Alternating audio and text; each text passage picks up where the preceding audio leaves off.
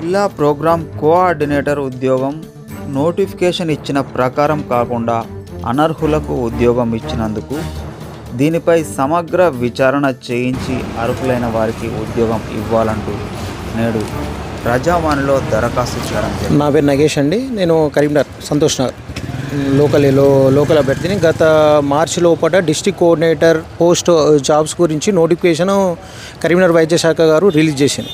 దాని రూల్స్ ప్రకారం గెజిట్ ప్రకారం ఒకటే పోస్టు కాంట్రాక్ట్ పొజిషన్లో పడ్డాయి. దాని లిస్టు ప్రకారం దాని లోపల క్వాలిఫికేషన్ ప్రకారం అన్నీ నాకున్నాయి. దాని మీద నేను కరెక్ట్ రేషియో ప్రకారం తీసుకుంటలేరు. అర్హులైన వాళ్ళని పక్కకెట్టి వేరే వాళ్ళని తీసుకుంటున్నాను. దాని గురించి నేను కలెక్టర్ గారికి ప్రత్యేకంగా 2 సార్లు, ప్రజావాణిలో 3 సార్లు, డిఎంహెచ్ఓ గారికి 3 సార్లు అట్లా మా కంప్లైంట్ ఇచ్చినాం. అట్లా కంప్లైంట్ ఇచ్చి దాన్ని పోస్టును అక్టోబర్ వరకు నేను ఆపగలిగిన ఫస్ట్ నాడు మళ్ళీ కలెక్టర్ గారికి మేడం గారికి ఇట్లా అక్రమాలు జరుగుతున్నాయి, దీని మీద స్పందించాలని చెప్పి మేడం గారికి మళ్ళీ ఇచ్చిన ఆ ఫైల్ను అక్టోబర్ 1వ తారీఖు ఇచ్చిన ఫైల్ను మాయం చేసిండ్రు. 7వ తారీఖు నాడు పోస్ట్ ఫిలప్ చేసిండ్రు.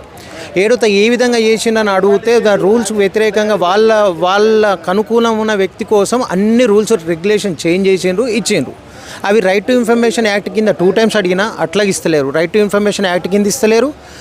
సర్టిఫికేట్లు వాళ్ళు చూపెట్టండి మేము విత్డ్రా అవుతుండే వాళ్ళకి ఏం లేదు, వాళ్ళకి ఆధారాలు లేవు, ఏం లేవు. ఆధారాలు ఏం లేనప్పుడు నువ్వు ఎట్లా ఇస్తారని అడిగినందుకు రైట్ టు ఇన్ఫర్మేషన్ యాక్ట్ కింద అడిగినా ఇస్తలేరు. దీని గురించి ఏం అడిగినా కూడా ఫైల్ దాని లోపల పాండు అనే వ్యక్తి ఉంటాడు, సీనియర్ అసిస్టెంట్. మేము కాగితాలు ఇస్తే కలెక్టర్ కాడ ఇచ్చిన కాగితాలు అక్కడికే పోతాయి, ఆయన మాయం చేస్తాడు.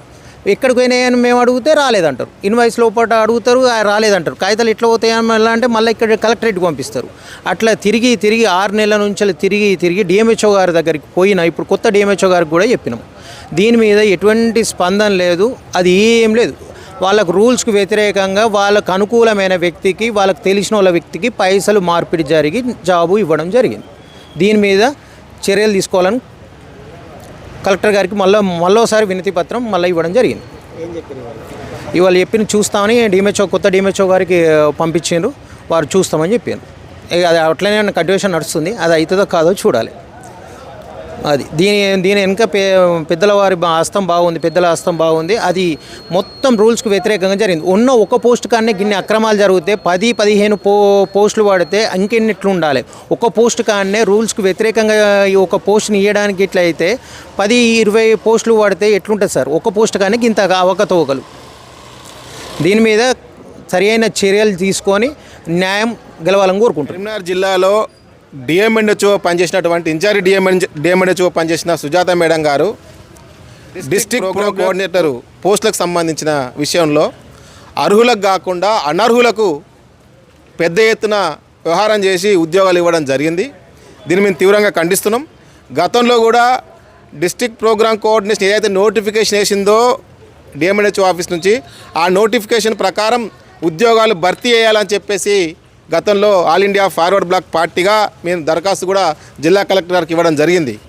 కానీ దాని మీద ఎంక్వైరీ జరగలేదు. పైగా నిబంధనలకు విరుద్ధంగా, రూల్స్ రెగ్యులేషన్కి విరుద్ధంగా ఈరోజు కొంతమంది అధికార పార్టీకి సంబంధించినటువంటి వ్యక్తులకు, వాళ్ళ భార్యలకు డిస్ట్రిక్ట్ ప్రోగ్రామ్ కోఆర్డినేటరు ఉద్యోగం ఇవ్వడం జరిగింది. ఒక దాంట్లోనేమో ఓసీ ఉంటుంది, ఒక దాంట్లోనేమో ఎంబీఏ ఉంటుంది. ఫైనల్గా ఉద్యోగం వచ్చేసరికి పీజీ ఉంటుంది, డిప్లొమా ఉంటుంది, తర్వాత ఈడబ్ల్యూఎస్ సర్టిఫికేట్ వచ్చేసరికి క్యాస్ట్ సర్టిఫికేట్ వచ్చేసరికి ఈడబ్ల్యూఎస్కి వస్తుంది. అంటే పూర్తిగా చదువుకున్న సర్టిఫికెట్లు కూడా మార్చేయాల్సిన పరిస్థితి ఏర్పడ్డది. కాబట్టి ఫస్ట్ ఇచ్చిన సర్టిఫికేట్స్ ఏంటి, తర్వాత ఈ రకంగా వ్యవహారం ఎందుకు జరిగింది, దీని వెనుక పెద్ద మతలాభం ఉన్నది. దీని వెనకాల మరి అధికార పార్టీకి సంబంధించినటువంటి వ్యక్తులు ఎవరన్నా వ్యవహారం చేసిరా అనేది కూడా బయటపడాలా. కాబట్టి ఈ పేక్ ఉద్యోగులన్నింటిని తొలగించి అర్హులైన వారికి ఉద్యోగాలు ఇవ్వాలని చెప్పేసి మేము డిమాండ్ చేస్తున్నాం.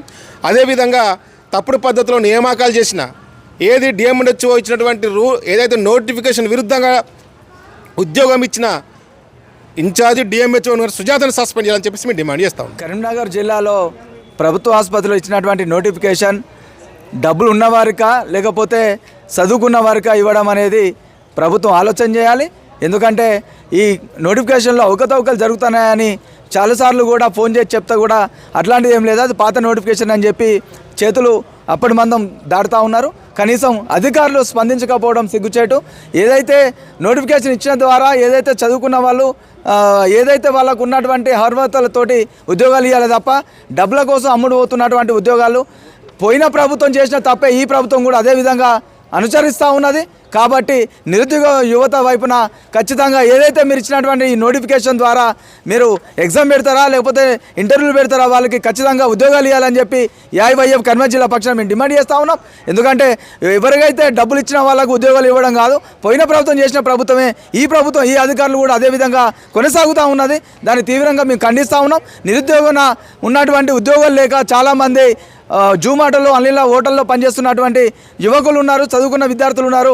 వాళ్ళకి ఖచ్చితంగా నోటిఫికేషన్ ఏ విధంగా అయితే నోటిఫికేషన్ ఇచ్చారో ఆ విధంగా వాళ్ళకు ఉద్యోగాలు ఇవ్వాలని చెప్పి ఏఐవైఎఫ్ కర్నూలు జిల్లా పక్షాన మేము డిమాండ్ చేస్తూ ఉన్నాం.